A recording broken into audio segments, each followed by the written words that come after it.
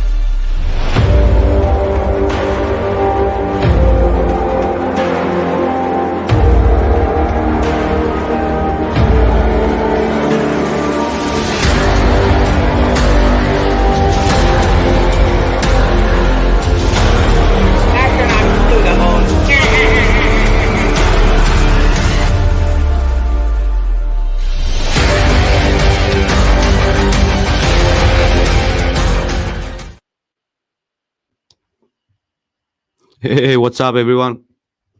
Hello, and welcome to a brand new episode of Heliopsychosis podcast. This is your host, Vikka Draziv. Guys, welcome to the show. If you're watching us from YouTube, do comment, like, share, and subscribe if you're first time here. And if you're watching us from realtruthseekers.com, rts.video, yes, realtruthseekers.com is one of our main sponsors for Heliopsychosis podcast and most of our coming productions. And it's also the sponsors of the mechanicalrealm.com. So yes, do check out Real Truth Seekers. And yes, what an awesome show we have today. The first impressions of the first feedback from the people who are watching the documentary. So awesome. Let's jump in with our panelist. We don't have our co-host today. Maybe he joins us later. Genie edited. So next we have Keith. Keith, brother, how are you doing? Hey, Vikka, I'm doing real good. Good to be with you again. This should be a good show. Just talking about the little bit of feedback we've heard the last few days. I'll just give a little, clue that we haven't heard anything negative, or I haven't. I've just seen rave reviews already on social media, and it's an honor to be here with Dave tonight. And glad that he's on board helping support this. And I don't know if anyone has done as much for Flat Earth as Dave has. So, Dave, it's great to be here with you. Thank you for joining us. And Marcio, good to be here with you again, too. Oh, yeah, absolutely. Yes, we have a special guest today, Dave, with us. Dave, are you there? Yes, I am. Thanks for the nice words, guys. I'm happy to be here. I'm, anything that's really good and teaches people about Flat Earth, I'm supporting it every way I can. And I saw your film. I was like, this is fantastic. Everyone needs to know about it. And so if you open up, anyone that has my app, if you open up your app wondering where to get the film, you'll get a big pop-up. It'll be a preview, and then there's a link to go, or you just go to mechanicalrealm.com, themechanicalrealm.com, and the movie's fantastic, and support Vikka so he can make more of these. Oh, yeah, absolutely, brother. Thanks to everyone who's supporting it. So it's awesome. And then we have also Evelyn just joined us. Evelyn, how are you?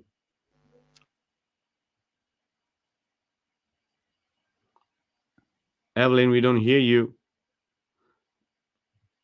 No, we can see your thumbnail. Okay, till you get back, and finally we have also the co-producer of the mechanicalrealm.com and the founder of realtruthseekers.com, my old brother Marcio. Marcio, how are you, brother?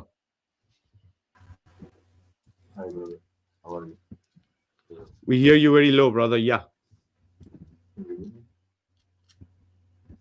better now? We can barely hear you.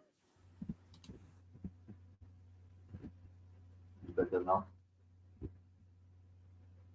Hello? Yeah, you're still really low, Marcio.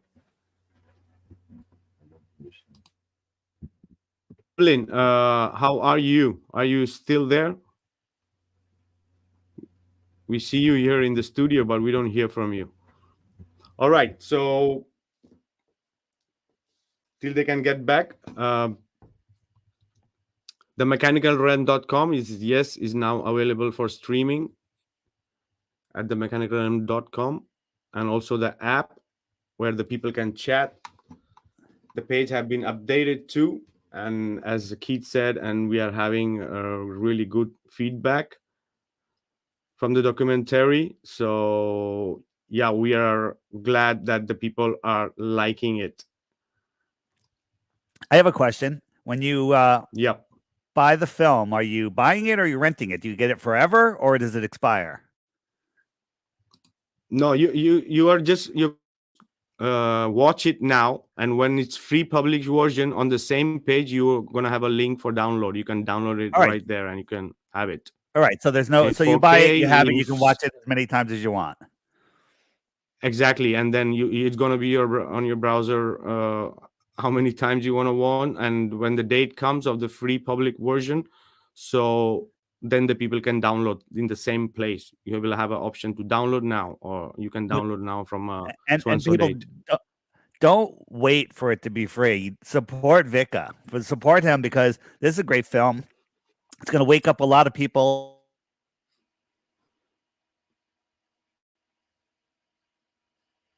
You there, Dave? Yeah, can you hear me? You're cutting out. Yeah, you were cutting out. Yeah, go ahead. Why are we having so many audio problems today? Is that better? Yeah. So the mechanical again. realm, what I was saying is it's so don't wait for this to be free. Get it, watch it.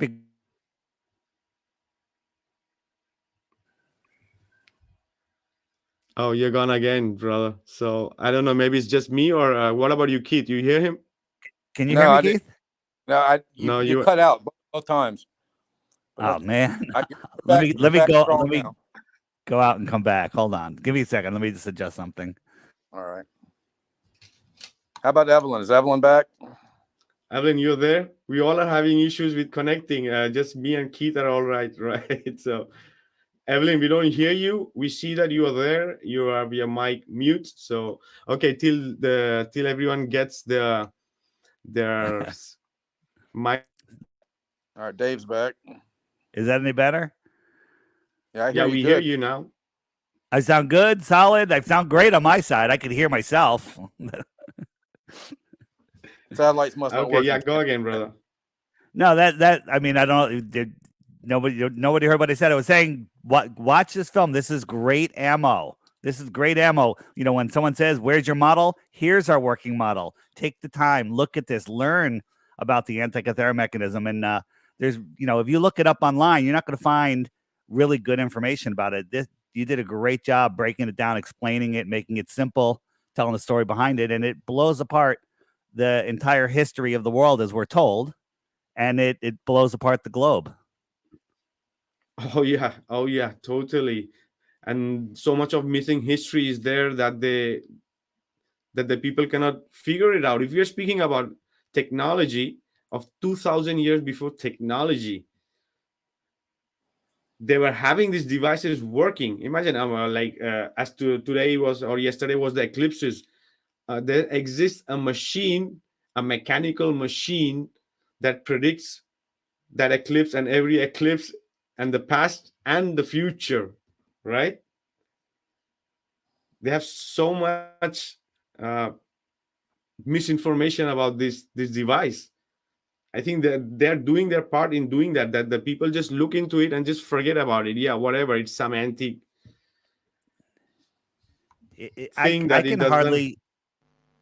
I can hardly imagine somebody with today's technology building such a device. It is so complex, and so, not only just to build it, how did they, have the timing and everything for it? Their technology is far ahead of where we are now, And again, just look at any aspect of the Antikythera mechanism, and it completely destroys the mainstream narrative. And once people can wrap their heads around that, and I think this film is going to help people, wake up from the Heliopsychosis, as your podcast says.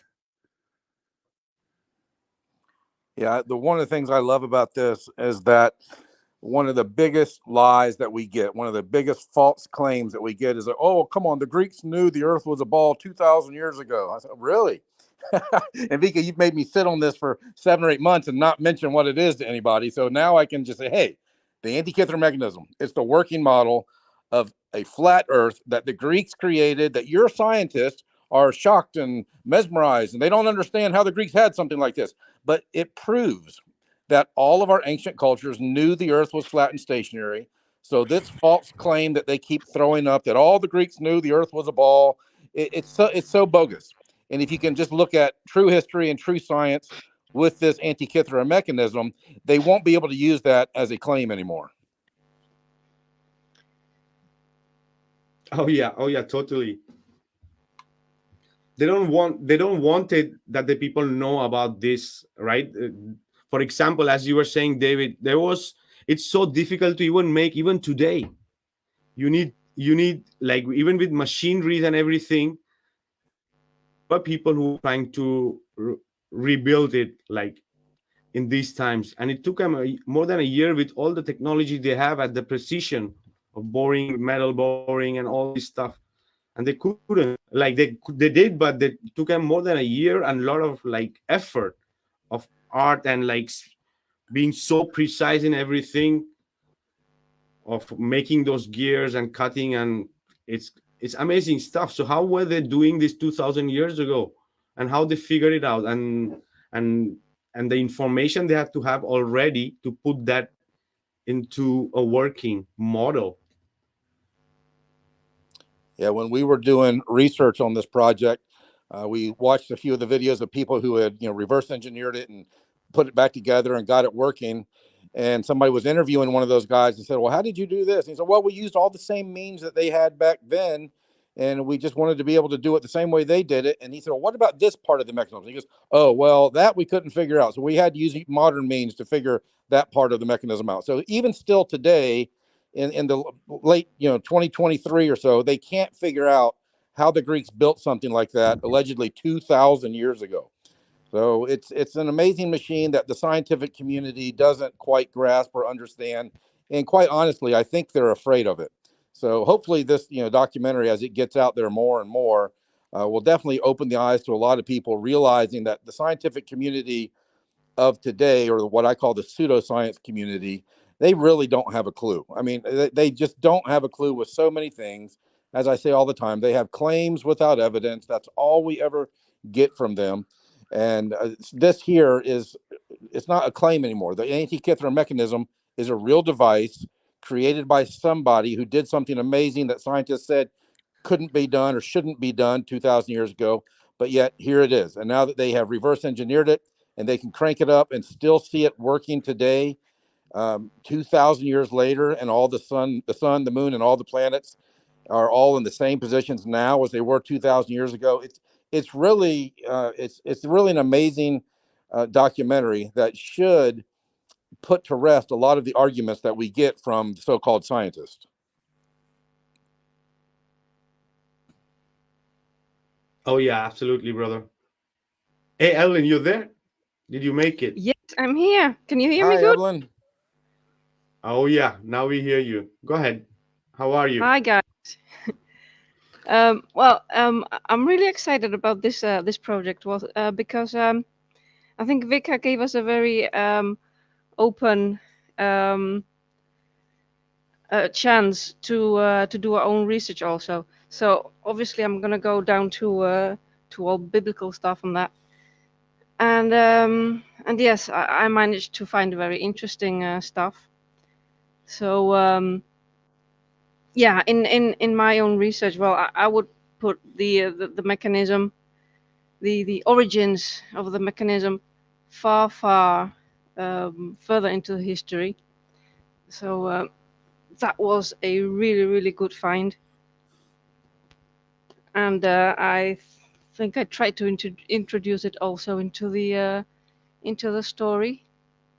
So yeah, I'm very excited to how it all turned out in the documentary. Oh yeah, it's not only that we are it's the Greeks, you know, this technology, this information is universal and was shared Yes, universally for sure, right? For yes, sure in some places it was used and came out, but here they made sure that nobody, because if you yeah, could imagine if this accident wouldn't have happened, I feel literally that Poseidon makes sure that these two storms were there, so this thing stays as a time capsule, right? And nobody can, because if it was just above, they would have just made it sure nobody even like have idea that this ever existed, right?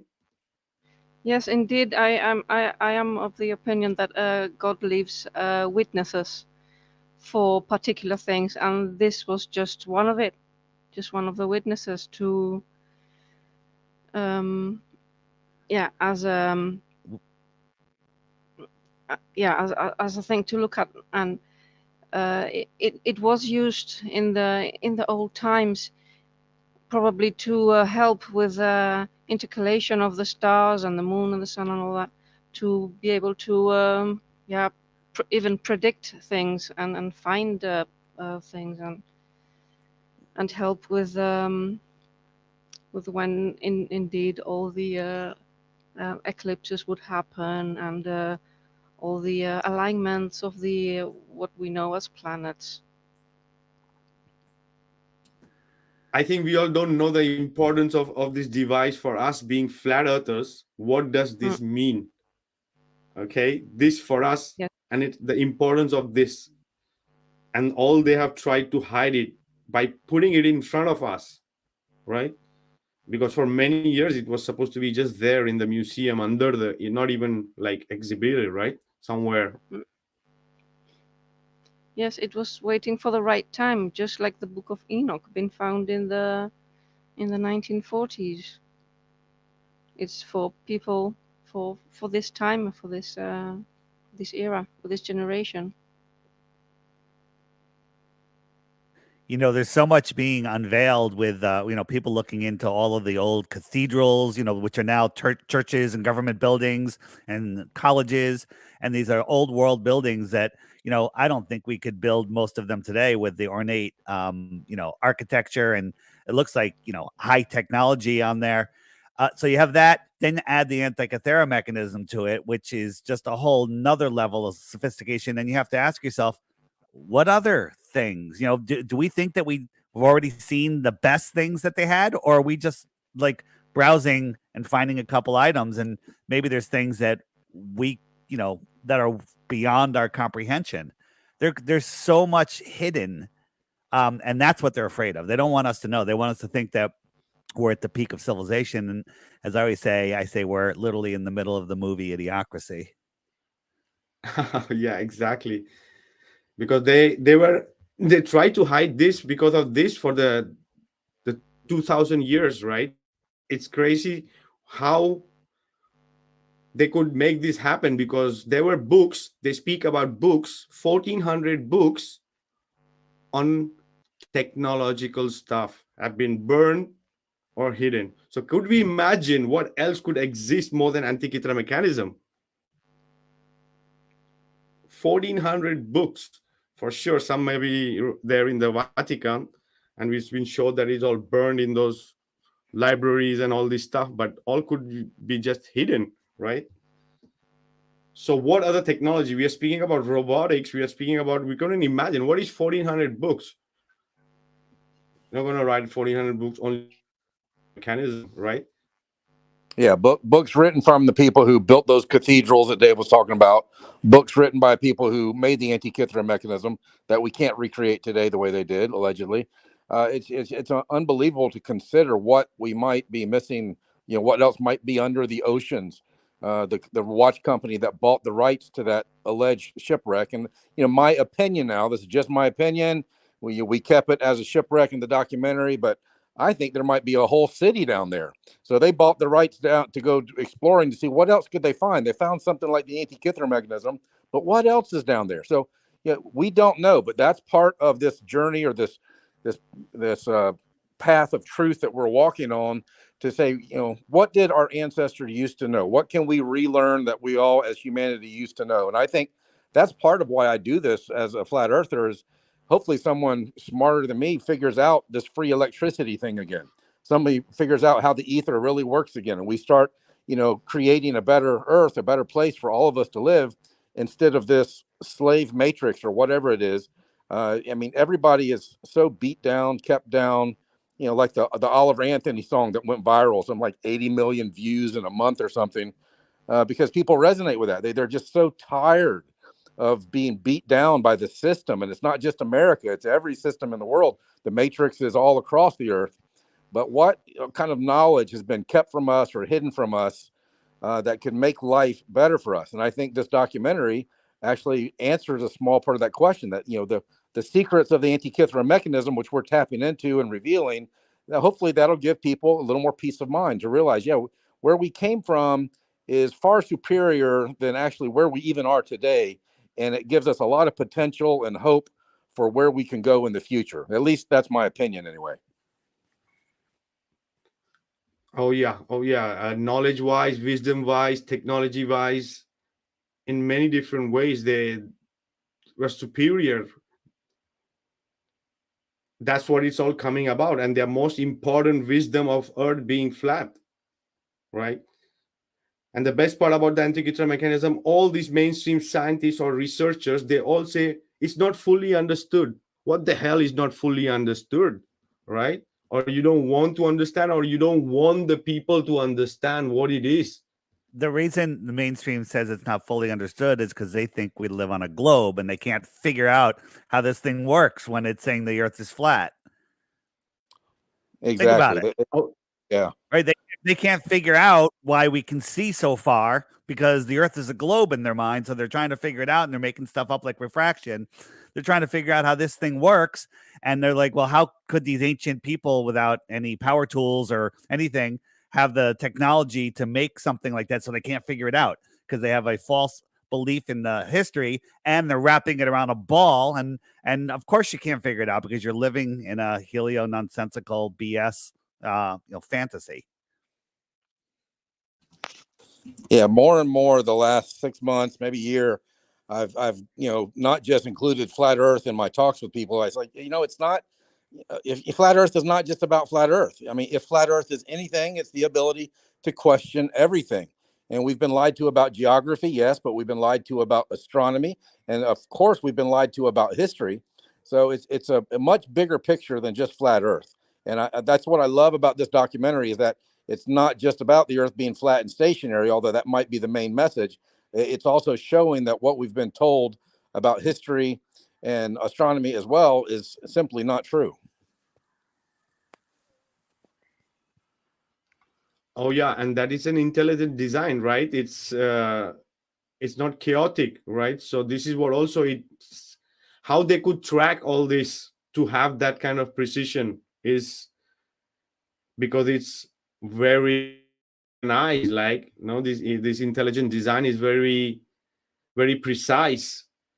They want to tell us that the globe, they themselves, like even like Billy Zig was mentioning, that this is like they themselves use this device to predict everything on their globe. They even have their globe version of this device. But the problem is that we found the one which is the geocentric, the ones they make and they're trying to sell, because you know what I mean, maybe they have also their own model trying to fit in how they did with the flat earth to bring in the globe. The globe was phased in this couple of 100 years, right?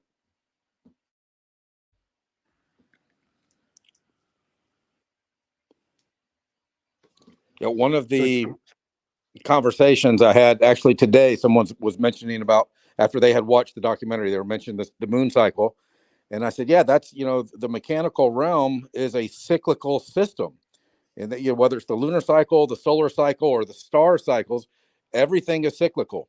And that's the truth that the mainstream pseudoscience community does not want to get out there, that everything is working in divine order and perfection. And I think that's one of the most important points in the entire documentary, is that these systems that of the sky, or the sun, moon, and planets, and the constellations too, the fixed stars, they all work in a cyclical manner. And so these cycles, if we can learn to live more in tune with them or harmony with them, I think that also improves the quality of our life. Oh yeah, and they want people about the geocentric, right? They want to make people believe geocentric means that the ball earth in the middle and everything was going around. That was the idea of geocentric, right, in the past. But it's not like that. But because if heliocentric doesn't exist, it's not a reality. So it's geocentric, right? From thousands of years, it's geocentric, and if it's geocentric, it's flat too, right?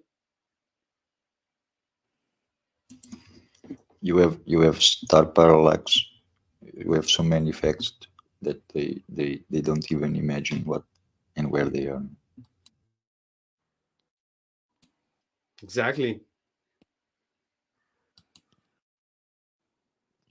I love how the ballers claim the reason Polaris stays lined up with our axis is because it's so far away that the trillions of miles per year, is there no billions of miles and trillions of miles we've traveled, make no parallax because it's so far away that it just doesn't move. And most people just can't fathom big numbers like that, so they're just like, well, must be true, and they just default to somebody claiming to know more than them. And then they say, where did you get your degree? We got our degree in the real world, looking at real things, not studying books made by the Rockefellers that want a society of workers, not thinkers. True. Yeah, I love to mess with people, and I say, look, go outside tonight and look up at the stars and realize you're looking at the ceiling. You're not looking at an infinite universe that goes on trillions of light years away. You're looking at the ceiling. This is an enclosed system. Oh yeah, it's almost like a simulation. The sky is almost like a simulation. It's just doing what it's supposed to do. No less, no more. It's like a program mechanics that's working. We had the whole podcast last week about, is everything a mechanism? Like how the cycles and everything works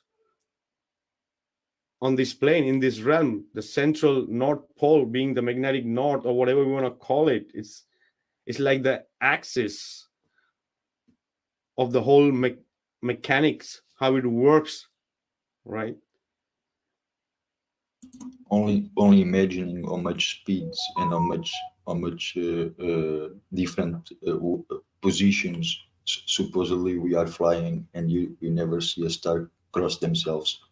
Is impossible when you have stars at different distances, and is impossible to never see crossing stars. They always follow each other parallel. Is exactly a mechanical realm. Oh yeah, I loved how RTS update said about it. It's the best word next to the word creation, the mechanical realm. Exactly. I've never thought about that. Is it true stars never cross each other anywhere ever?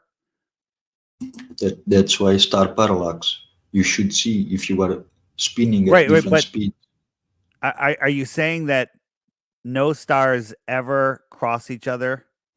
They're always exactly in the same size, in the same point, in the same position, and they always go parallel to each other. That's why when you make a time lapse, you can see the lines parallel always to each other with the same distance. It's like points. It's like Truman Show. It's like Truman Show. It's like the holophants on the sky. They never cross. They never move. Right. The time that's just over a period of a couple of hours. but over years and centuries, stars never cross each other. That's Never cross each unbelievable. other. It's unbelievable in a heliocentrical, nonsensical Or else, world. or else you should not have the same constellations. The constellations, they stay always in the same position. Yep. So they never move, or else they should move if they are different stars at different distances. You should have parallax when you spin. Yeah, their relative positions never change. They move in absolutely perfect unison. You never see one or two moving east or west or north or south. They're always exactly the same, moving the same speed together. Always. Yeah, Yes, yeah, but boats disappear from the bottom up on a rough day. And I picked them up with my Nikon P1000 again after Yeah. 75 kilometers or more. You know, that's on a calm day, yes, things go out of your visual range. But when there's a rough day, when I say rough, 2, 3, 4, 5 foot or bigger waves, that creates a false horizon. And then the tiny ships, as they get smaller and smaller beyond those waves, literally disappear and you can't zoom them back in. So just be careful when you say you can zoom it back in, because sometimes you can't. And you'll notice that when all of the globe trolls out there show you a ship disappearing, notice how big the waves are. It's always like a super wavy, rough day, because those waves, a 4-foot wave will hide an entire city behind it. Yeah. If that 4-foot wave is 10 miles away and the city's 20 miles away, you won't be able to see the city. It'll be behind that 4-foot wave.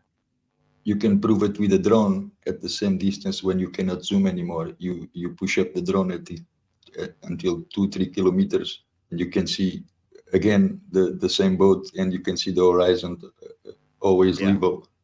So how can be like a bulge between you and the horizon? Cannot be, and still level. Oh yeah, the sky is like almost with the atmosphere is playing like a glass. So, and the angle and the where you are, even the sun, the moon, the stars, it can affect and look very much different to different people, even being very near, because of that effect. And also what happens with the stars is that with the zodiac, with the sun and the moon, they have to go around the same zodiac to complete that cycle. And that's how every cycle is counted. Even NASA says in their website that they also follow the solar cycle. So they are following the same cycles that we are supposedly presenting as a geocentric model. So how can be a heliocentric model be following the same cycles as a geocentric model? You cannot predict if you are moving. How can you predict something that will pass again in the same place? Is impossible. If you try to imagine it, it is impossible to predict something that will happen 250 years or I don't know much years from exactly the in the same place, the same phase, or the same eclipse. And to know it, to design it, you should have already the knowledge from what happened. So exactly, and not only it needs to be older knowledge. Exactly, and not only lunar eclipse, also solar eclipse, penumbral, and if it's going to be a red one or another kind, so there are different ones they have. It can predict in so much detail where these ones are going to be, right? You can literally see the phase of the moon today, and after a few years at that date, you're going to see the same place, the same moon with the same phase. It's so precise. So these cycles, they still try to hide the cycles, changing the calendar. That's why they try to hide it a little bit, but still you can. The new calendar is the real reason, brother. The new calendar is the real reason to confuse the people more. Yeah, they even don't know when starts the year, when it ends the year. Everything is a show. It's like a show. I only see it as a show. Exactly, because the moon cycles also is very important, and we speak about there was also 28-day cycle, like which shown on the tortoise, right? Or the woman cycle, different cycle. The plants, they all have different cycles because of the moon, when they are taking more water or more nutrients or less, so, and when you harvest, when you seed, when you grow, right? or when you so just to confuse more people, make people more confused about even this daylight saving hour, as we said, about 1 hour different, it really screws you up, at least here. It's only to screw you up the way we sleep, the way we work. Every time you need to change your routine, it's just to bring fear on people of losing their jobs, of losing their money, or everything, just to make fear, more nothing. It's about but as we said, these like mechanical control realm is mechanism. control mechanism for sure.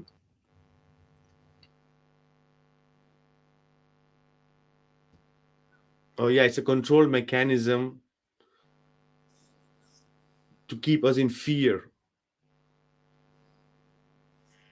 especially our heart center, so we are always in fear. Is also their own way of.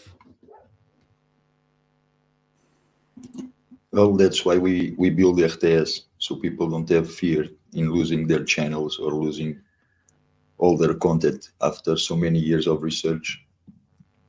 I think is the best way we have to win against these big tech companies. They want to keep us. Their names. They keep us imprisoned in our minds of fear, and they hide the truth. And those are the two truest statements, only really true statements I've ever heard. Are, the truth will set you free, and the only thing to fear is fear itself. So, if we get out of fear and we learn the truth, it truly will set us free. Yeah, the common thing in the financial markets is the FUD, right? The FUD, the fear, uncertainty, and doubt. Well, the heliocentric hypothesis, that's all that's about. It's all about fear and uncertainty and doubt. You don't know if a meteor is going to come and wipe us out, or aliens are going to come and kill us all. Or, I mean, there's so much crazy stuff that is fear and uncertainty and doubt related to the heliocentric hypothesis, versus flat Earth being an enclosed electrical, topographical, stationary plane. The peace of mind that brings to so many people, and a greater sense of freedom and security and safety.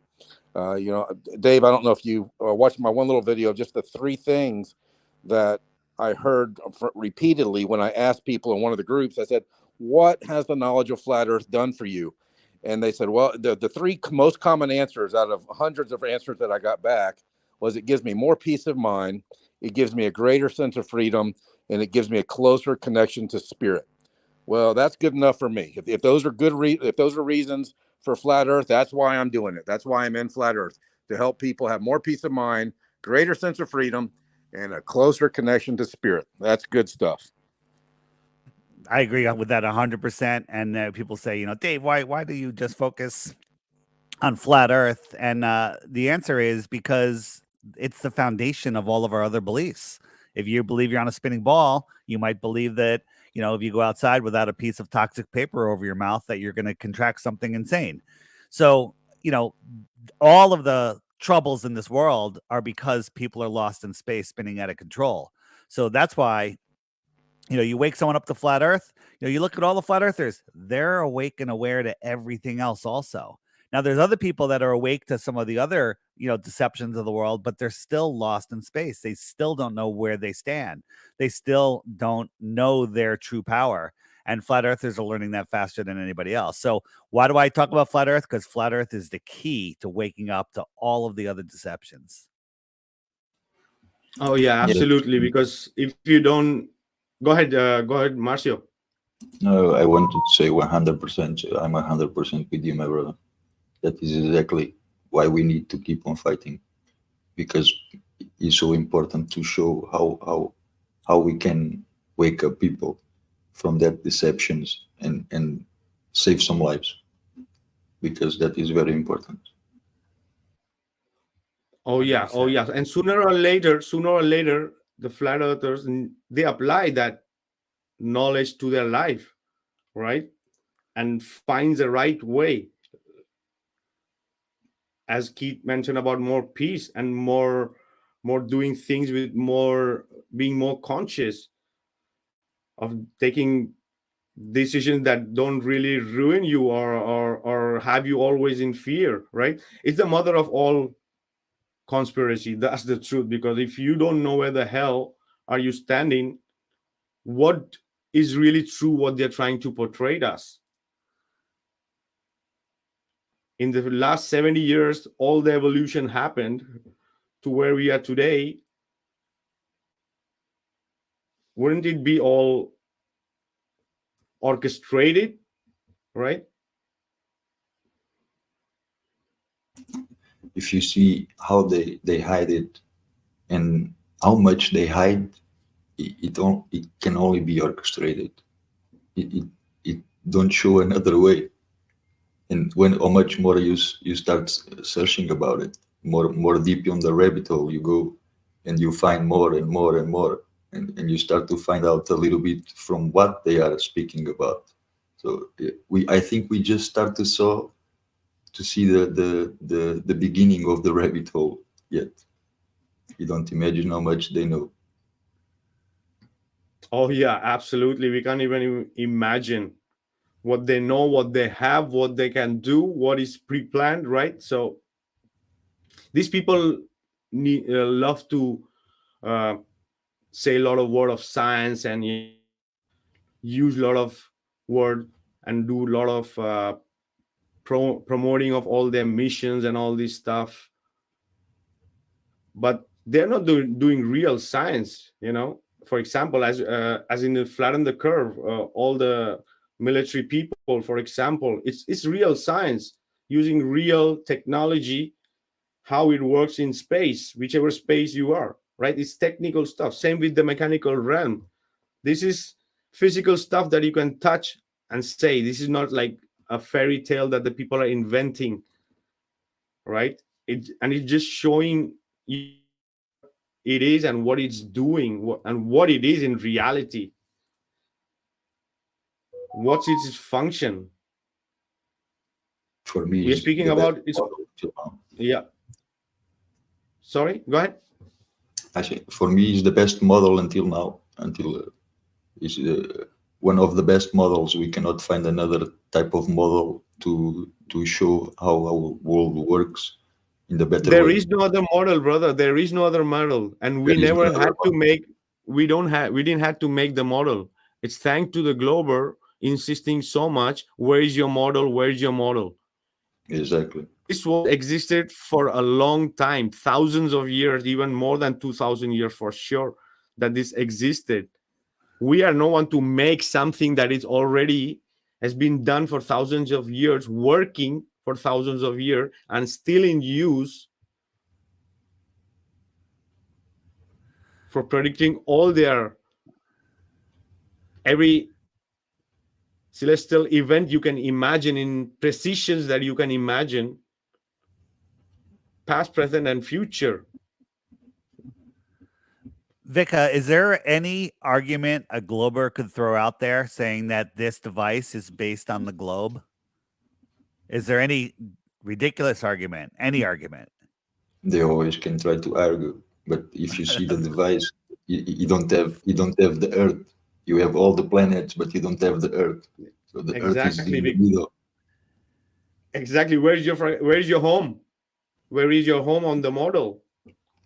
Yeah. Because their only option is to say it's geocentric and the Earth is a globe and it's geocentric. How is going to be geocentric? Your model is heliocentric.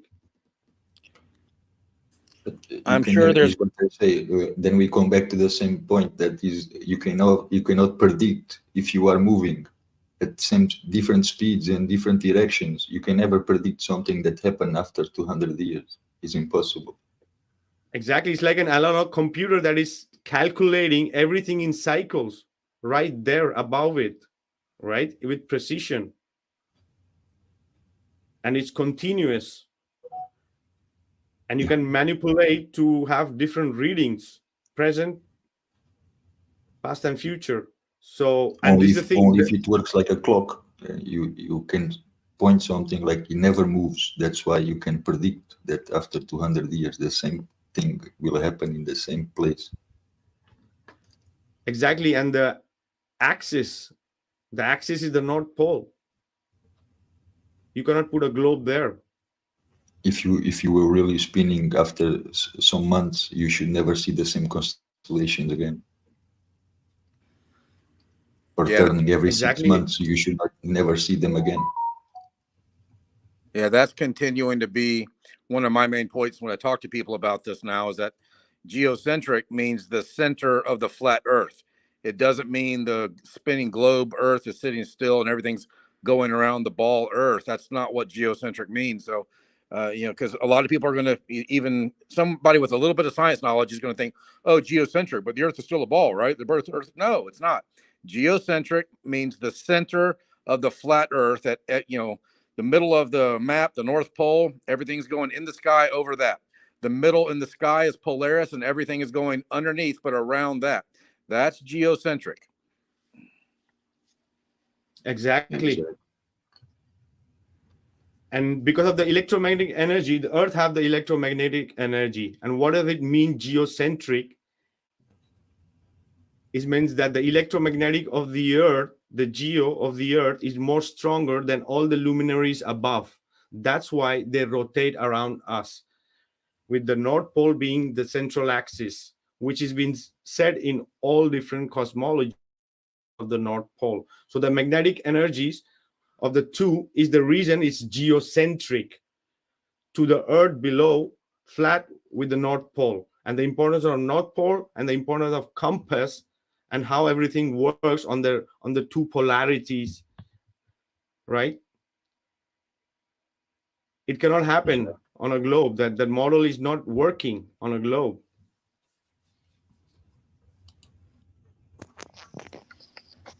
Vikka, you said something earlier. You said, thanks to the Globers, where's your model? Where's your model? That inspired you to make this film? Oh yeah, absolutely. Yeah. Because there were some things like was coming up, the information or the knowledge comes to you when it's supposed to come to you, right? As truth from above. So it's connecting the dots, and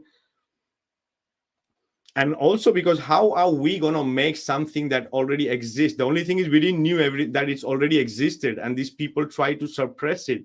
They are using it for themselves. They suppress this to us, and they pushed in the pseudoscience globe model by hiding this. Because by hiding this, they're telling that the Earth is not a globe. Because this is the thing which proves that Earth is not a globe. Because there are things that are predecessor of the Antikythera mechanism. Right? Well, going back to Dave's question is there something a glober could say that, oh no, this is a globe model, look at this? Well, Dave, I'm sure there's going to be some glober that's going to come up with something really stupid, kind of like they did with the astrolabe. The astrolabe story is that, oh well, the astrolabe used to be a sphere, but a really rich guy fell off of his horse and he squashed it and he flattened it out, and so they found out it worked better. That is not the story. That is not the official story, is it? That's one of the stories that one of the scientists says. The astrolabe worked better when they flattened it out. So yeah, but it was originally a sphere. But yeah, how stupid. Amazing. Oh yeah, the astrolabe, the compass, most of these devices, sextant, everything just works on a flat stationary plane. It's not working on a globe. So, and well, this is, yeah, go ahead. A good liar will always try to hide his past. So they always gonna try to say something that to hide their lies.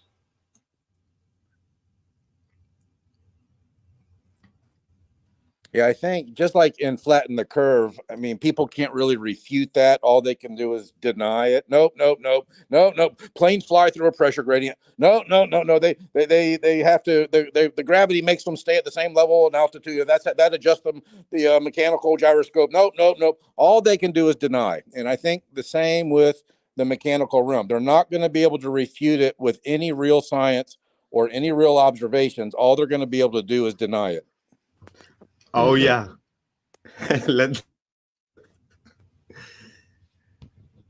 Oh yeah, they want science. Yeah, let's do some science. Yeah. Anyway, guys, I'm going to be playing the trailer. Maybe some clips. Yep.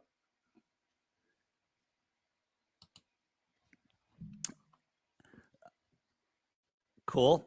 Hey, let me just turn on my camera for a second. On the, whoops, that's not what it's doing. Right here. So I don't know if you can see it on the app. If you hit the shopping cart button, the first button on the upper left is a link to the film, a link to the trailer, and then a link to the film. So if anyone is like forgets the name or anything and you have the app, just go to the shopping cart and it's right there. Yeah, that's awesome. Thank you, Dave. Awesome, Yes, brother. thank you.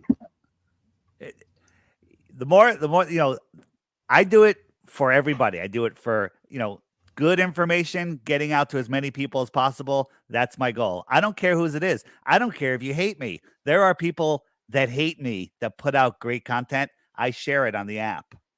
Okay? Because good content is good content.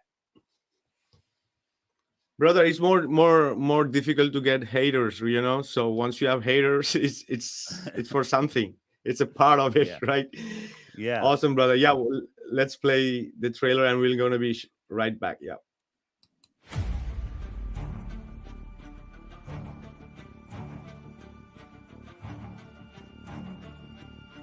2,000 years ago, a shipwreck created a time capsule.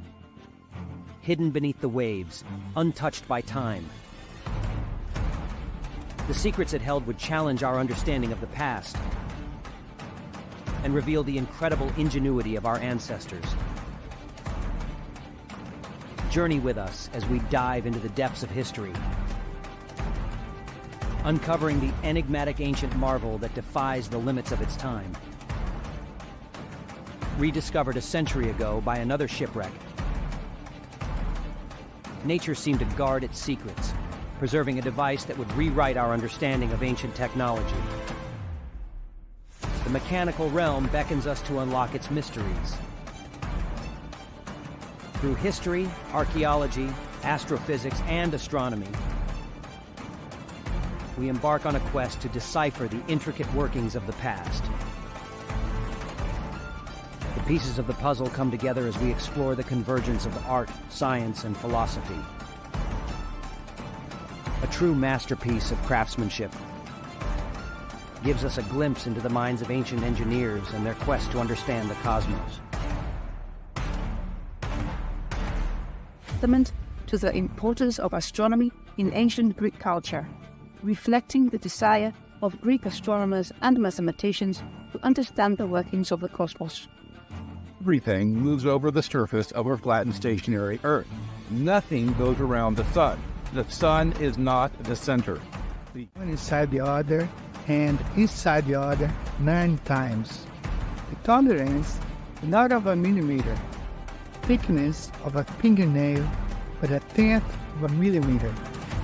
Where the ancients could tap into this far deeper, far more profound wisdom and knowledge. In doing so, they were able to create such a brilliant mechanism. We live inside a beautiful realm that was designed as a timepiece with mathematics and fractals built within everything in the fabric. This body is a combination of all these sides together in one device, working in perfection, reflecting the movement, the only movement about to a geocentric stationary platform. Prepare for an extraordinary journey where hidden truths come to light. The secrets of the mechanical realm will redefine our perception of history and reshape our appreciation of the past and shape of our Earth. Get ready to witness the unveiling of the extraordinary, a geocentric stationary flat Earth working model that has defied the passage of time. The mechanical realm awaits you.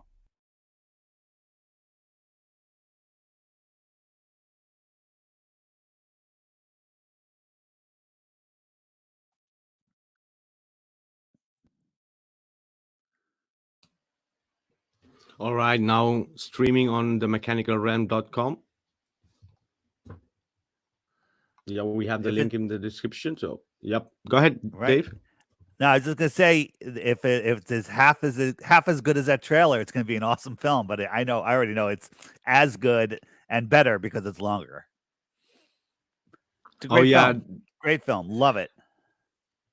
brother. You could count us, the cast of this crew of this documentary, as almost experts on Antikythera mechanism, because we are working on it for more than almost a year on it. You know, and the amount of stuff, the things related to it. We can't put everything in 1.5 hour, right? Also, right? Because there's so much things connecting and opening up, right? And it's also going to help the community in that way too, because it's going to open many doors, because we can literally do experiments and observations, and we could even make our own model. This is the model. This is the model we have in Australia. Also, some places also exhibited, made out of wood. All we have to do is put it horizontal and put a dome above as a crystal dome just for the show. That's it. That's it. You just calibrate it to where you are, and everything what's happened I and what's gonna happen, and every constellation and yeah. Go ahead. No, I have a theory. So NASA, if you look at their website about eclipses, they say they get all of their eclipse data from a guy named Fred Aspernak. Are you aware of this? No, never heard of it. Is Fred? Yeah, Fred Aspernak follows the solar cycle. So NASA gets their eclipse predictions from a guy who doesn't work for NASA. Maybe that guy has another Antikythera mechanism. Yeah. Oh yeah. And probably charges now $10 million a year or something. Yeah. I remember when Vikka gave us, we had the first phone call about this, and Vikka was laying it out what he wanted to do, and he said, "Yeah, the whole thing's going to be about the Antikythera mechanism." I'm like, "What are you talking about? A whole documentary about this device?" And because I just didn't know much about it, and then we started researching it. There was, I don't know, dozens and dozens of videos from colleges and different guys who had worked on this over the years. And after you start getting into it a little bit, there's a lot to it. I mean, we did, an hour and a half documentary, but you probably could have done a 7-part series of an hour and a half each or something, just on the history of it, the mechanics of it, and the software of it. I mean, who studied the sky for all those hundreds of years before they even built the Antikythera mechanism to figure out all those patterns, all those cycles? I mean, there's so much to it that it's just been fun. And Vikka, I want to say thank you to you for including me on the project. It's helped me learn a lot personally, but it's also been a lot of fun to do it. Brother, we are learning together. We are growing together. It's like that, brother. And the idea is that to open more ways for everybody to see more clearer the picture. More doors are going to open for us through this, because we have it. We just have to use it and show it that it's working perfectly. It has been working, and it is working. And the precision is speaking about in hundreds and hundreds of years. Like, we are speaking about the whole cycles of the Soros and the Exalimus, and it's so much detail. It's so much detail. But the best part is it's the simplicity of it. It's so amazing, because the truth is not complicated. The fake formulas, what they push with the pseudoscience, is just to make the people look away and say, yeah, you do these calculations, because the algebra didn't freaking help me for nothing else other than adding or subtracting. So nobody looks into it. The fake maths in the pseudoscience is exactly for that, because nobody is going to be there. Okay, I'm going to back check it and see if all these maths is valid. They're just pushing anything. This is real maths. This is real science. This is real observation. This is real timekeeping. This is real calendar.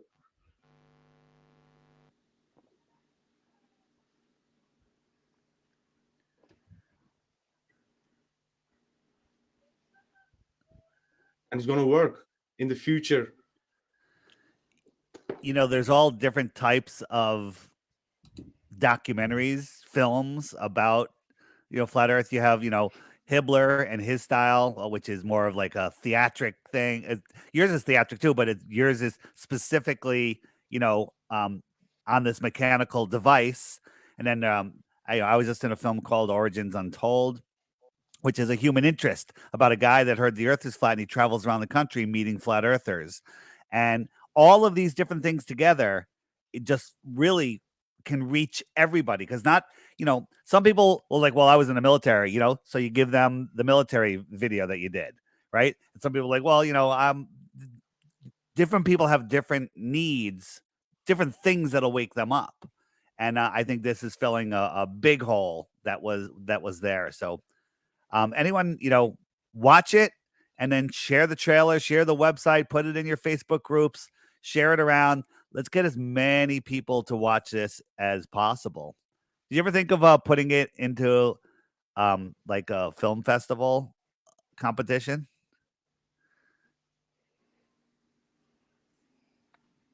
Vikka? That's a great idea. Vikka, have you ever thought of that? I think you should definitely Oh look yeah, we are open, brother, for everything. Like our job was to bring it to the people. Now it's up to the people where they want to take it, right? As I said, the message is very important for us. The message it brings, right? That's why we were like, we wanted to have it as soon as possible, but we couldn't like a year, you know, to even to keep our mouth shut and to connect everything, you know, especially with kids and few people. Yeah. So it was like, yeah, because so many different connecting the dots during the making, you know. And as I said, there is more to it. There is no chance for the Globers, because this is the thing, the simplicity and the how potent is the simplicity of this creation, which reflects in everything, in the geometry. It's the creation, how it's supposed to be with connected with everything that is in it, right? And I want to reiterate what Dave said at the beginning for anybody who's just joining in now, that, you know, please don't wait until the free version comes out next month. You're going to miss a lot. Pay your 10 euros or whatever it is, watch it. And then I've watched it 3 times this past week. You know, why? I mean, I'm in the thing. Why would I watch it 3 times? Well, I had only seen my parts. I hadn't seen everybody else's parts. So I was excited to see how Vikka put it all together, but I learned more just watching this documentary myself. Even though I'm in the thing, I didn't know what everybody was sharing and what each person was kind of looking into.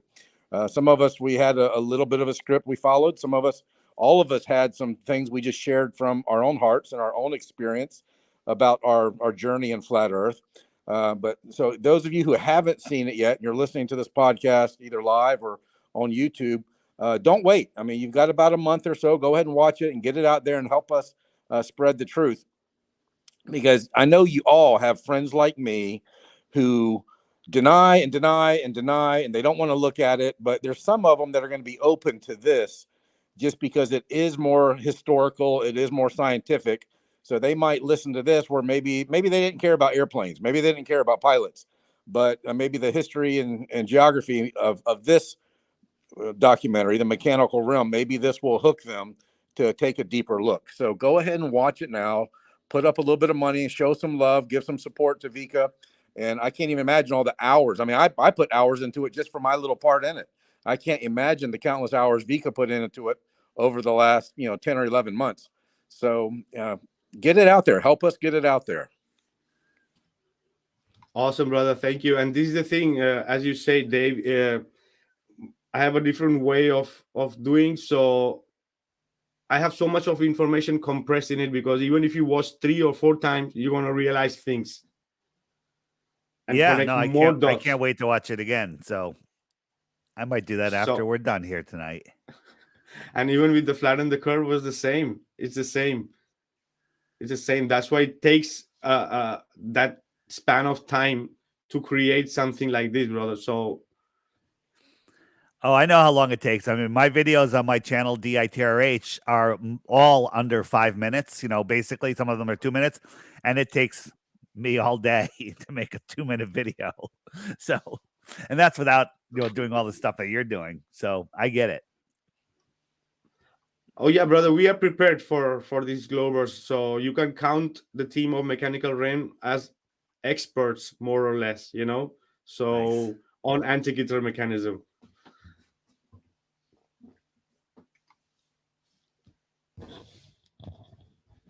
So yeah, it's gonna be great when it's out for the masses, because many are also waiting that it's gonna be like flatten the curve. Like the flatten the curve was like almost a gift for the people, right? So the people, also we needed so much of how do you say, a kind of be brave to come out with these topics, because even if after the flatten the curve, I got even some, like, a few messages like strange, but this is the part of it. This is the part of it. And I don't cover more than anything than flat earth. It's not that I'm into not other conspiracy and everything. I'm into every conspiracy we could imagine, but I only stick to flat earth. I only stick to flat earth because this is the thing. I don't want to go everywhere. It's the underlying foundation. Think about it. Before flat earth, I was talking, I had a thing called exposing the big three, because where I am on the East Coast in America, the big three are the thing that happened in New York City, the thing that happened at the school in Connecticut, and the thing that happened at the Boston Marathon. And I was like, those are so exposable that if anyone looks at the information, you can't deny it. But what was happening is people would see that, they'd wake up to it, and they'd be like, well, those people they're voted out of office, and there was this and bad people, and then they just go right back to sleep. You wake somebody up to flat earth, it becomes an everyday obsession. You don't open up your eyes in the morning and forget that the earth is flat. People wake up in the morning and forget about all the other nonsense that's going on in the world. And when you wake up to flat earth, all of a sudden you can see through the propaganda. You can see through the news that's steering your mind northeast, west, south, NEWS. And you can see the spells that they're, pouring on humanity. So flat earth is the key to the truth, to our freedom. And that's why, I'm going so hard at it. And I appreciate everyone else that does anything to help people wake up to that, because that's the one, when you wake up to it, you don't go back to sleep. Yeah, well said, Dave. Yeah, absolutely. Yeah, and it's amazing that, like you said, people can know that the government's evil. They can even maybe get to the place where they're not going to waste their time standing in line to vote anymore. But then you start talking to them about NASA, and I'm like, oh yeah, isn't that great? We're going to Mars. And I'm like, oh my God. No, NASA is the government. You don't trust the government in the politics and the voting. Why are you trusting NASA? But yeah, if you can get them to open their eyes, and once they see flat Earth, you're right, Dave. They don't go back to sleep. Oh yeah. They want us to look up. They don't want us to look horizontal. That's where people need to look, right? And they have created this prison Earth, imaginary Earth, where they're controlling just by mind. As we say, you think that they're really controlling all the Antarctica all around with all their forces? No, only with the mind. No one even is going to think of exploring anything if they think that the Earth is round. That's the biggest giveaway. We don't know if they show us all the land which is on the map, or which could be around us, right? Which don't exist on the maps, but could be just very near. We don't even need to go much more ahead, right? So that in itself is like a lot of infrastructure or resources is saved by really putting people there. You can't even survive in a nature. The nature is so cruel. Even if you just go out back, you freaking cannot survive if you're not really well equipped. Forget about hard temperature or extreme weathers. So it's a good way to control people. And yeah, they're selling a lot with in their fairy tale that they've created with this science fiction and all the globe and the look up and billion and trillion. Ask them to prove anything about all these billions and all the calculation, all the numbers, like with the pyramids and everything. It's just so fake and made up. All the numbers they're giving you are just the frequencies of the real frequencies of these luminaries, and they're dividing and making and giving us into distances, so there is some connection of truth because of this wisdom of this frequency of these planets. It's been known by all the cultures.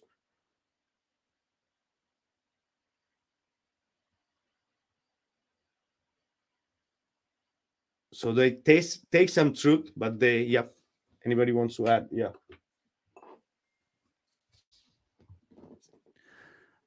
I have a theory that looking, into our past, that there was tens, if not 100 billion people on Earth, back in the 17 or 18, early 1800s, before the reset. And the controllers know that when you have that many people, their collective consciousness actually becomes overwhelming for the controllers and they can't control us. It's like, I think it's called the Maharaji effect, where everyone prays together, like for world peace, and then the world gets more peaceful. So that's why I believe they want to keep the population as low as possible, keep us separate, keep us in fear, so we don't get that collective consciousness. I believe that we all have access to all of this information, whether they call it the Akashic records or whatever. There is a collective consciousness that we should all have access to, but they, through their artificial frequencies, have blocked us from it and keep us in fear and keep us thinned out. If you think about all of the people in the world are like all the neurons in your brain. Well, if we're all spread out, if you took your brain and spread it out over 10 square miles, it probably wouldn't work as well. But when we're all together, in harmony, I think that's how this world really operates. Again, that's just me thinking. But there's lots of evidence that there was way more people here a couple hundred years ago. Oh, well said, brother. Because this is we are manifesting what the masses are living inside themselves, each and every individual. That's why we are seeing this, what is happening, and that's because of the control of the frequencies, and that they make sure through all their gadgets and all their every kind of stuff they're doing, right? In every aspect, right? So that the vibration is very low, right? So for definitely we humans, same like if animals can do that, why can't the human do that? We were speaking about this conscious, that one animal does something and everybody else just know automatically. That's collective conscious, right? Because they are all tapping into the collective conscious of the earth, or the frequency and the vibration of the earth, that once you are connected to it, you are really part of that collective consciousness, right? And they, as you say, they don't want this to happen, because really nobody needs to make any revolution or go and break anything, right? The real liberation is from within, is to understand and accept that we have been played around by all these people. That's why we don't find our north. That's why the majority is just so confused, right? Because they're not finding the north, because as you said, northwest, east, south, they're making them go in circles. Look here, look there, look there, right? So it's the same thing, no, brother? So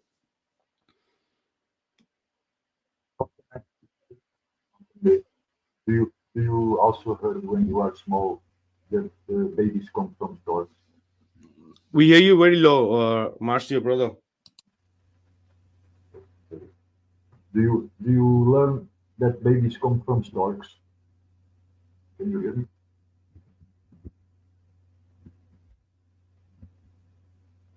We hear your audio got really bad again. It was really good before, so whatever you did before was great.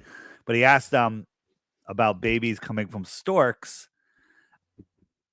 I don't know where babies came from back after the reset. You guys have looked into the orphan trains and the Cabbage Patch Kids. Have you seen the stuff on that?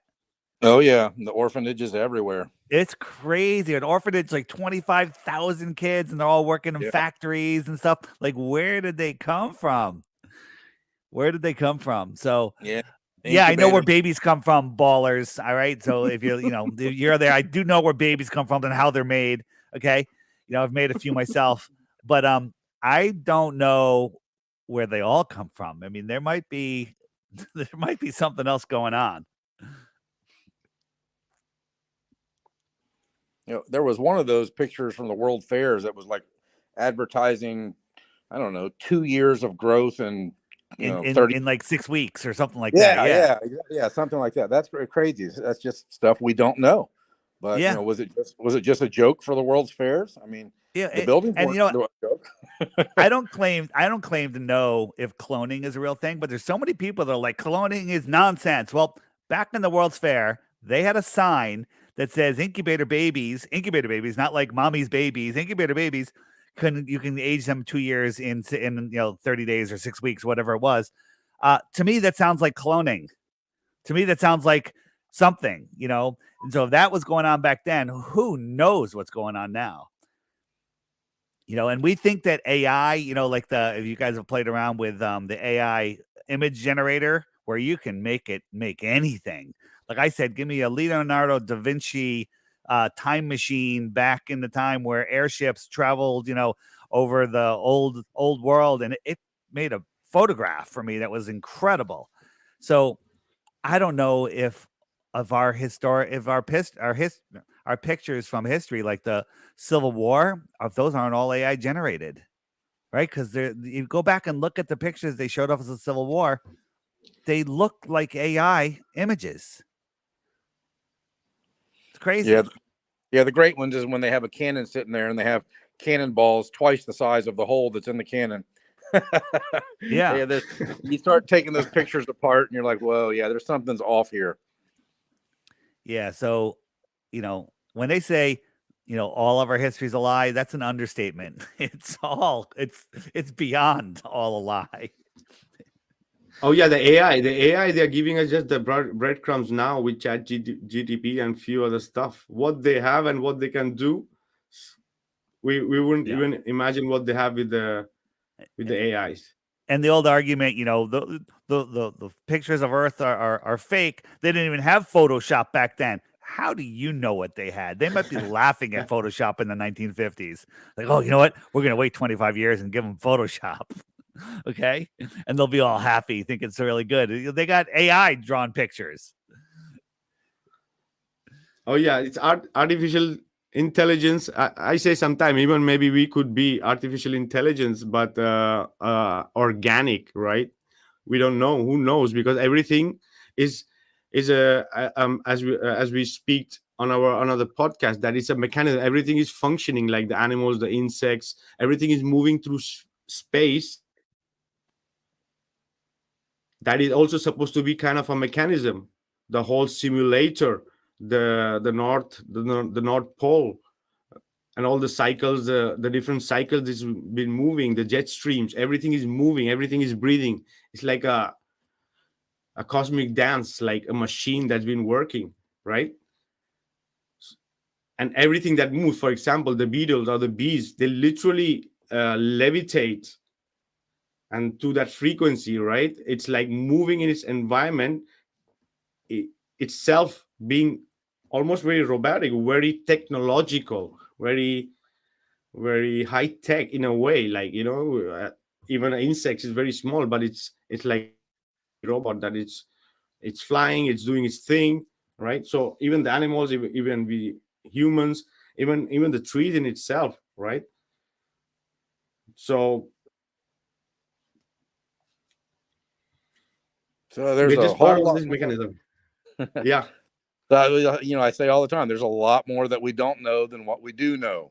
But when it comes to flat Earth and the mechanical realm, it's like we're trying to focus on things that we can know. Dave, before the podcast, you said, hey, do you know that or do you believe that? So, well, that particularly, I just believe. And it's okay to have beliefs. It's okay to have faith in things, but there's some things that you can know, like the earth is flat. You can know that. You don't have to believe it. So that's kind of where we're at on this journey, is that we're trying to find the things that we can know, not just believe. Oh, absolutely. Well, And it this, was a pleasure to be here, my brother. I really need to go. all right, It was a pleasure to meet you, Dave. Good to be with you again, Marcio. Nice to meet you. Nice to meet you.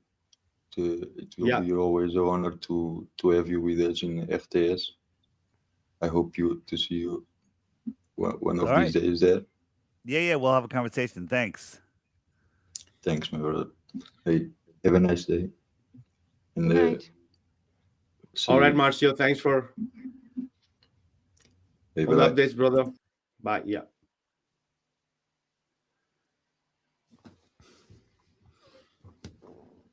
Yeah, Evelyn, you're there. You want to add something? Well, no, I'm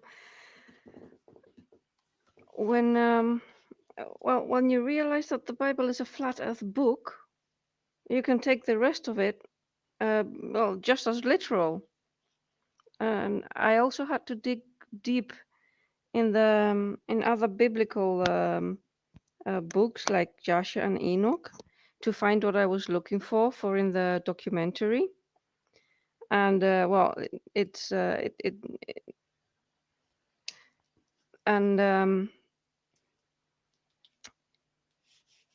well, then a whole new version opens up with not only the giants that were 300 foot tall and all that, but also the hybrids, and after that, the hieroglyphs and drawings in Egypt, they come to life, and they weren't just stories, but but they were truth. I mean, you see depictions of very tall people next to the palm trees, and also hybrids of lion people, on leashes, and so mud fossils, and yes.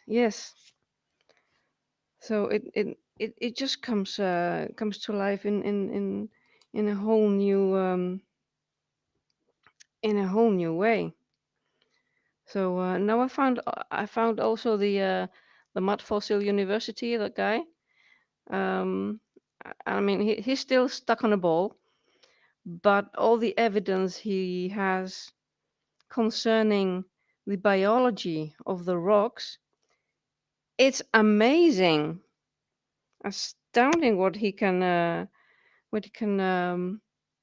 explain, all the biological layers and where the veins are, and the ligaments, the and all that. components, what it could, chemical structure of the stuff. So that's what I'm looking into this past few weeks. Yeah, there's a lot to dig in there. There's some other people on Space Nana's channel right now that talk about biogeology, and when you look into some of the stuff, it is the channel Stellium 7. Have you checked out that yet? No, not yet. Stellium set the number 7. Just watch some of his stuff. Believe, don't believe, just look, verify yourself. And then he follows a lot of the work of Hangman 11. The number is like 11 something. Hangman. Yeah. He goes around. Yeah, a mind blowing, like trees that could be 80 miles in diameter. And it's how big the tree was, I don't know, but like the stuff he's looking at, those rocks, those huge, massive rocks, are small branches from a tree. Yeah, I mean, there's no denying it. Now you could argue all day, when did it happen? How did it turn to stone? And I don't know the answers to that, but it is abundantly clear, and it's not pareidolia. It's not, hey, this looks like that, and that's how things are. No, these were trees that became stone, in a very short period of time. Yeah, I briefly some kind of weapon. Yeah, go ahead. Maybe.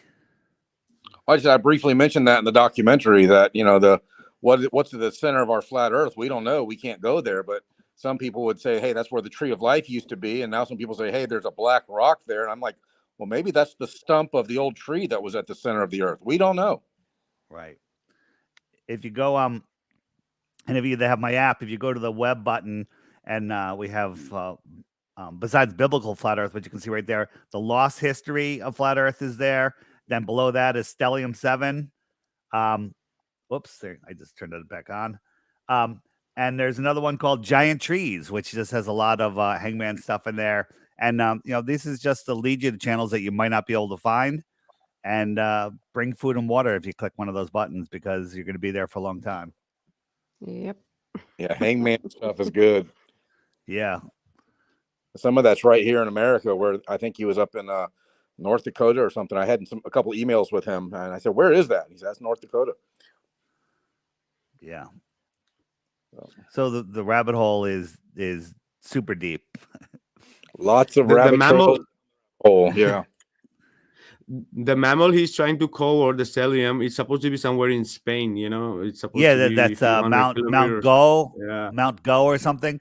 But when I met him at a Flat Earth conference here in the States, and he told me about it, and I didn't watch it, and then he's like messaged me, you got to watch it. So I watched his first video, and I'm like, that's just a little step too far. Then he goes, you have to watch the second video, and like a couple weeks later, I watched the second video, and I'm like, interesting, and then he's like, just here, now watch this one. And then I watched the third video, and then I watched the fourth video, and I'm like, damn. And I was like, there's no denying it anymore, right? But the problem is to get people to watch enough content that's longer than a TikTok video or a tweet. Yeah, right. Exactly. Right. Because and that's done by yeah. I mean, a lot of people hate TikTok. TikTok is actually bringing a lot of people to flat Earth. They're getting these, they're watching these little things, and they're like, wait a minute, that's interesting. I need more. Then they'll watch something longer. Boom. Then they're in. So, there's benefits and negatives to everything. But once you see that, it's mind blowing. I mean, I'm I think it was Eddie Bravo that said when he woke up to flat Earth, he was like, you know what? I'm never going to have that wow moment again. Like, that's the biggest thing that's ever going to happen to my truth journey. And that's not true. I have that wow moment almost every day. Every day. I'm like, what? Oh, yeah. Wow. There's so much.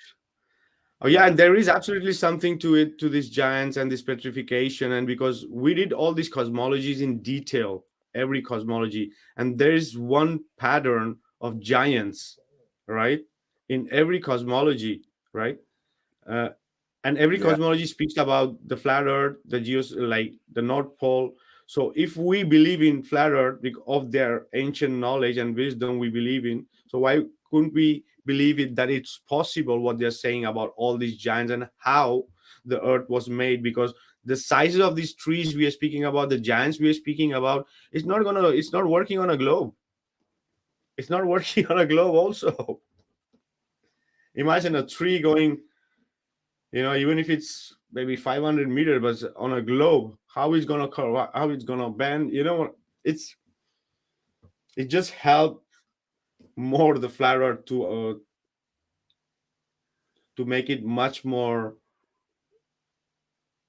Yeah, it convinces more that the Earth is flat. Yeah. Yeah, indeed. In one of the biblical books, it states it tells over a tree that grew up to the heavens and stretched across the sky, and everyone on Earth could see it. So, yeah, I mean, if it's a ball, you can't see it from the other side. I don't think a ball could support a tree that big. No. Right? No. It would throw off our orbit. Yeah, it would throw off the orbit. And a giant would take the curvature into account. We don't know. With one step, right? Right. I'm falling. if you guys on my app on the homeschool page, if you hit the homeschool button on the upper right hand corner is Jake.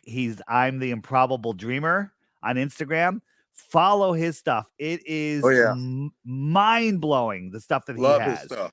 Yeah, love Mind his stuff. blowing. I mean, he's got just such amazing footage.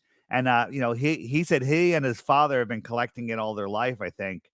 And it's unbelievable. So that'll take you down, another rabbit hole. And he's got videos of giants walking around among people in the 1800s. And we're only talking like 14-foot giants, not like the 300-foot giants. But, it's, again, the rabbit hole is so deep, you never have to worry about hitting the bottom.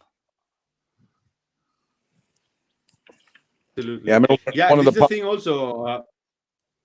Yeah, go ahead, Keith. Well, I was just saying, one of the podcasts that we did a couple months ago about that map, the little clay tablet, I forget how many years old it was, but we just made the point that truth is written in stone and lies are written on paper, or lies are written on the internet. But when you start looking at the rocks and you start looking at the stone, you start finding some truth. We were taught they were so cavemanish. They were so technologically, they wrote on stone. They're so lost. Wait a minute, that's the only thing that survives. Right? So, do you know about that, Dave? About that clay tablet that it comes? It's a stamp that's in British Museum right now. It's a Sumerian tablet with a stamp, which shows that the Earth is flat with Euphrates. I don't know about this. I have a video on that also, and we have a podcast. We have a whole podcast also on that. Yeah, that was good. It's amazing stuff. It's Sumerian. That's why they want the Sumerians to always attach to aliens, so that the people really don't get what was their real Earth and their understanding and what was their world, their creation story. Always they want to connect with Anunnaki and planets to divert the people, but it's right there. It's stamped in the tablet. It's that the Earth is flat with the platform of the Earth with the Euphrates. Wow! Right. I'm going to pass you the link, or if anyone is there, and pass. We have not very long ago we had that podcast, and yeah, stuff like this it's simple, and also there is supposed to be something in stone that is supposed to be the predecessor of the Antikythera mechanism, and it's so if the Antikythera mechanism is 2,000 years old, the other stuff which is in stone is another 3,000 or 4,000 old, because that information is written in stone and it will pass down to create something like this. You cannot just make this in few hundred years. The basic working or functioning of this whole system had to come and follow till during the Greek or the Vedic times they could make something out of it. Or to the Babylonian time or the biblical time, right? It's different timelines that they speak about, but it's there. Yes, you can read in Enoch that he got all information of how the stars, all the paths of the stars, their names, and the wandering stars. So he could have got all this information from the angels themselves, because I mean, who would know it better?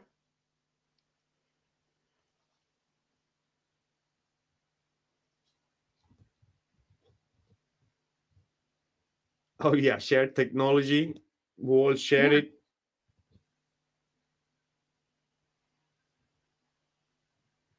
I mean, he spent most of his life up with the angels, getting all these teachings. Apparently, they showed him books that he could look into and get all this information. So, who knows? Oh yeah, oh yeah. What we need to do that is in the future that we need to make our own. The same thing. It's there, but it needs a lot of effort for sure. Or people who have already made it, or we buy from them, or we ask them to make one. Because imagine having something like this as a horizontal with legs and with a crystal above, with all the details of all the cycles and everything, and wherever that exhibition is you can people can go and see that model working with whatever is their location, right? It's possible in the future, right? Because that is it, that is the model, that is the model. Anybody could go and show them, what do you want to see? 3 days back, 3 months back, 3 years back, which eclipse happened where, in which constellation, which planet is there in which constellation, and which during which eclipse, or everything you can imagine. It's an analog computer, a mechanical computer. If we Yeah, could just get the Antikythera mechanism that they had on the Indiana Jones movie, then we could just go back in time and find out. Oh yeah, that's the best part about also. Did you guys see that the dial of the destiny? Because you see, that was divine timing. We didn't knew anything about this dial of destiny, Dave. Right. I was What is surprised that? when the trailer come out. I don't know about this. Oh, you The didn't see dial the of latest destiny. Indiana Jones? I don't really watch movies. Oh my God, Dave! The entire movie just a few months ago of Indiana Jones was all about the Antikythera mechanism. Really? Yeah. All right, I'll have to watch it. And go and see it. Yeah, go and see it. And all they did was good playing around with we had already been working on the documentary for 6 months or something, and then this trailer comes out on the Dial of Destiny, and we're like, wow, that really looks like the Antikythera mechanism. And then sure enough, that's what the whole movie's about. Wow! Now I have to go see it. Now I have to see it. Is it online yet? Yeah. The only thing is that they gave the mechanism a supernatural power, so it's more like people will say it more like fiction. exactly, because they're adding, this is the part, the Indiana Jones, what it does, it connects some artifact with truth and makes its own spin on it, and once you make that own spin of sci-fi on it, you can twist it anyhow, how they have been doing with all the Indiana Jones, so that the people really get attracted to that kind of content, right? So that's what they did with the Dial of Destiny. They are saying that time machine, but exactly, it's a time machine, but it's not literally taking you somewhere. Maybe it could have, maybe in the past, and they had that technology that you could turn this Antikythera mechanism and you are really going in that timeline or different timeline, but its job is to tell you what is exactly the time, now, past, or future. You can know what is the time with that machine, right? That and what they did with Indiana Jones is just like, they're trying to find it, all the time, looking for it, and the chase and chase and chase. Well, we thought that if it's the Antikythera mechanism, they have to, like, what is it really about, right? So they, in a way, did their own job to that the people don't really look into it in what it is. It's just a machine that used to, that's it. But see, the real function of it is the real function. It is telling time, the real time of what is happening above you, right? Yes, it was a mechanism to read the stars, because well, when you know that when God made the stars, he put them there. He said that they were for the seasons and for signs. And well, you say, well, what do you mean signs? Well, they could actually read what was happening in the stars. And I found in the book of Joshua, I found actually what Joseph was doing in Egypt. when his brothers found him in the well, they didn't know it was him, but they found him in Egypt, and Joseph, he asked Benjamin. He took him apart in private, and I'm just going to read a little bit. It's a short paragraph. He said Joseph said to Benjamin, "I have heard that the Hebrews are acquainted with all wisdom. Dost thou know anything of this?" Oh yeah, because he had ordered to bring before him his map of the stars, whereby Joseph knew all the times. And Joseph said unto Benjamin, "I have heard that the Hebrews are acquainted with all the wisdom. Dost thou know anything of this?" And Benjamin said, "Thy servant is knowing also in all the wisdom which my father taught me." And Joseph said unto Benjamin, "Look now at this instrument, and understand where thy brother Joseph is in Egypt, who you said went down to Egypt." And Benjamin beheld the instrument with the map of the stars of heaven. And he was wise, and looked therein to know where his brother was. And Benjamin divided the whole land of Egypt into 4 divisions, and he found that he who was sitting upon the throne before him was his brother Joseph. So he actually used a device to find a particular person. So what the hell did he use?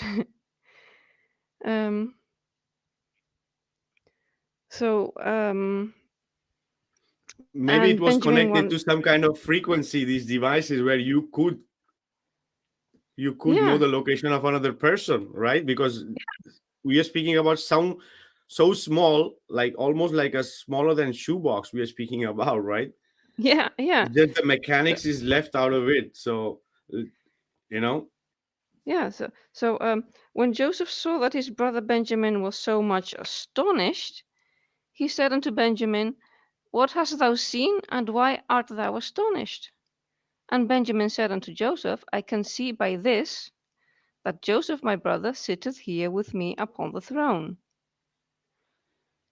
So he was actually making use of an instrument, a physical instrument, to find it, and that is what they used, the knowledge that passed on to the important people, to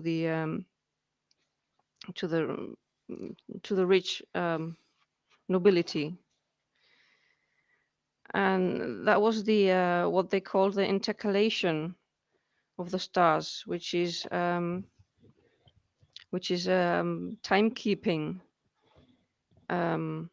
using calendars and star charts and all that.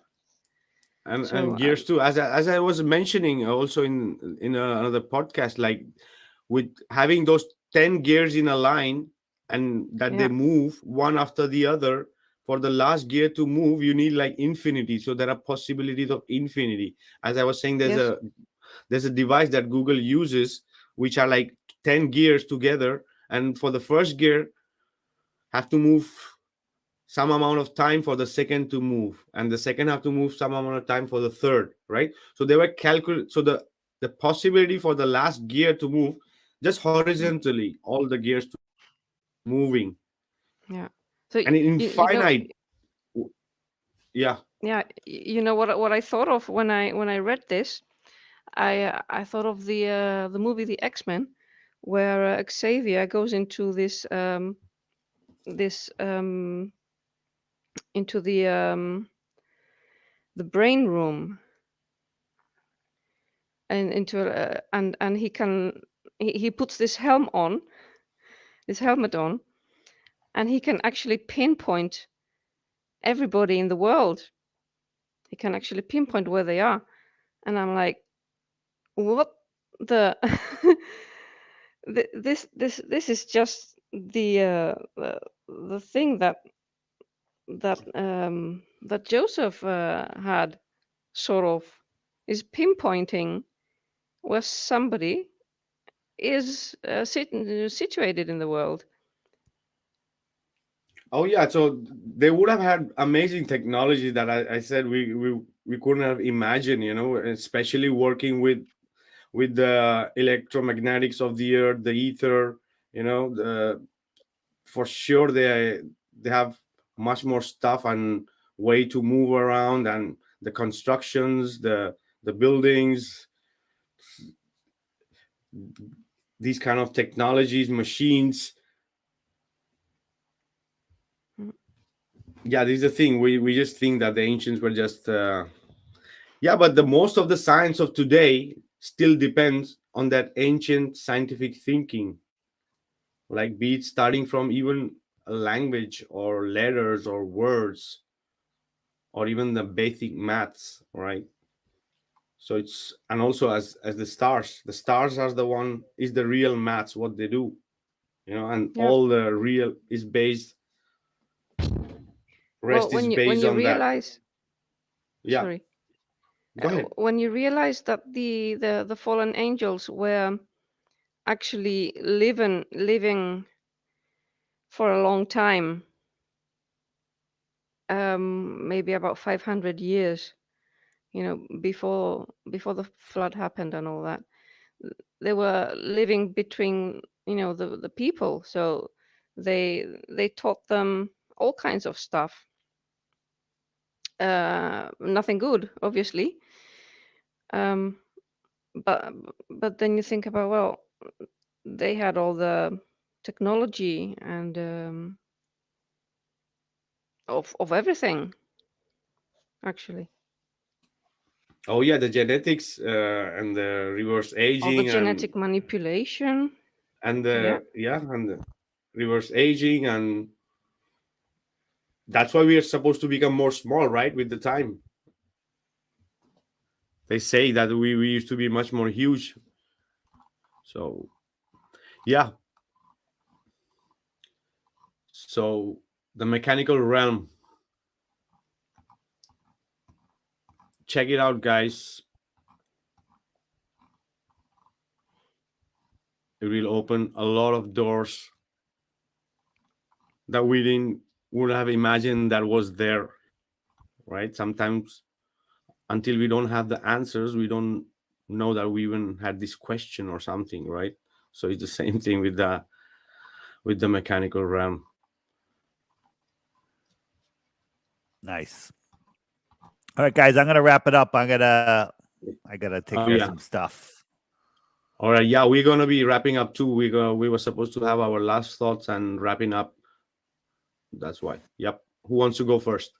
I'll go first. Last thoughts are watch the Mechanical Realm. It's awesome. It's Sunday night. Good night to watch a movie. Thanks, Dave. Thank you so much, man. All right, guys. Thanks. Oh yeah, brother. Absolutely, brother. Yep. Thanks a lot. And yeah, we are connected. And thanks for passing by. Yeah, no brother, problem. Whenever Yes, you want, whenever Was a you nice want, you can surprise. jump in. All right, man. Thanks. Appreciate it. All right. Bye. And then we have who's going next, Keith or Evelyn? I'll go because I know that Keith really likes to make a whole story out of it. So I'm just gonna say. Thanks. I'll just, yeah, you can't top that. You can't top that, but you can top mine. So here goes. Well, yeah, it's very exciting to be waiting for the movie to come out, and well, I know that we all worked hard on it, and Vikka, he gave us all the all the chance to just put in all our own thoughts and our own research. Apart from the research that we got to just expand on that. So yeah, that was very interesting. Everything to experience. So yeah, watch the movie, a documentary. Sorry, it's not a movie. And good night. Oh yeah, absolutely. All right. I guess my final thoughts would just be say thank you to Vikka. Vikka, Thanks for coming. Thank you for the dream or the vision that you had for putting this together, and including Evelyn and I. And it's going to be neat. It's going to be fun to watch this thing take on a life of its own and see where it goes over the next few months and years. I imagine it's going to have a very powerful impact on the truth. Oh yeah, thank you, brother. Absolutely. It was always there in front of us, but they made sure that we don't see it for what it is, and definitely this documentary is going to help see that and many things more. So do support us, because that really inspires us to continue. You can find the link in the description. You can find the link in the chat. I just put it. Just go to the mechanicalrealm.com. Everything is right there to access. And yes, thanks everybody for being here. Thanks David, thanks Keith, thanks Evelyn, thanks Marcio, and thank you everybody in the chat. I'm going to be playing the trailer the last time and then the intro. So yep, make sure if you're here first time, do subscribe, and yep, see you next week. Thanks everybody for being here. Bye Keith. Bye. Good night everybody. Good night, everybody. Bye. TheMechanicalRealm.com.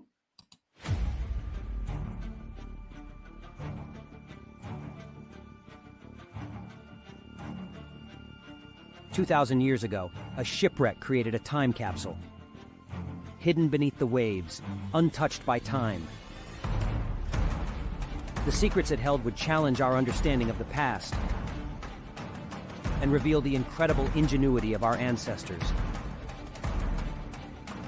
Journey with us as we dive into the depths of history, uncovering the enigmatic ancient marvel that defies the limits of its time. Rediscovered a century ago by another shipwreck, nature seemed to guard its secrets, preserving a device that would rewrite our understanding of ancient technology. The mechanical realm beckons us to unlock its mysteries.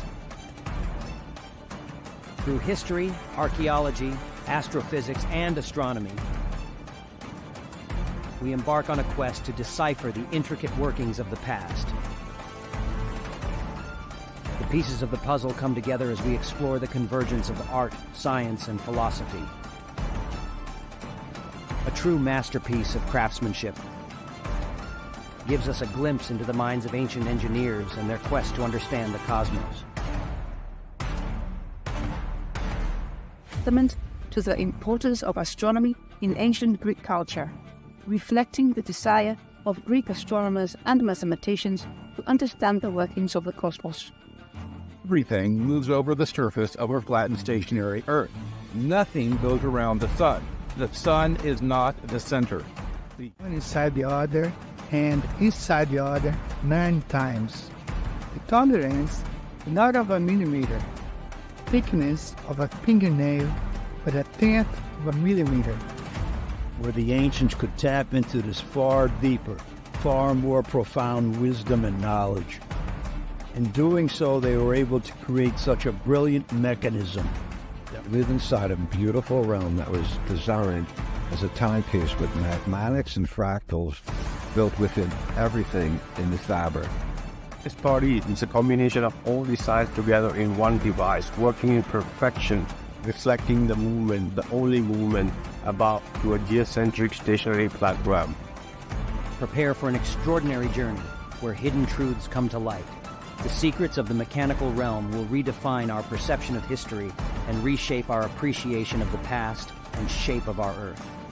Get ready to witness the unveiling of the extraordinary, a geocentric stationary flat Earth working model that has defied the passage of time. The mechanical realm awaits you.